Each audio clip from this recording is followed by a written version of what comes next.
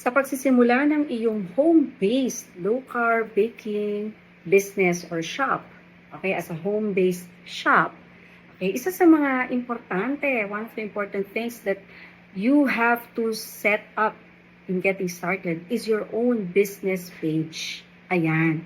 So may mga social media accounts naman and platforms na pwedeng gawin yan for free. Okay? So Facebook page, Instagram, TikTok, and iba pang mga platforms. So establishing your own business page, okay, will help you represent your business properly and what you have to offer.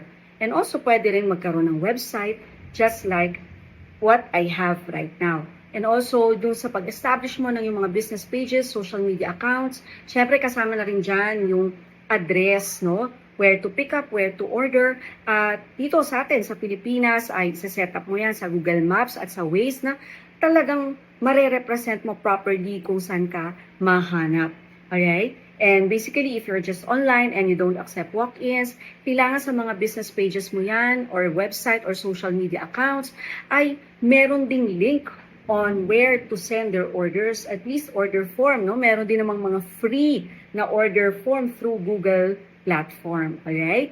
So there you have it, kailangan ay malinaw at alam nila kung saan sila mag-order through your website and pages.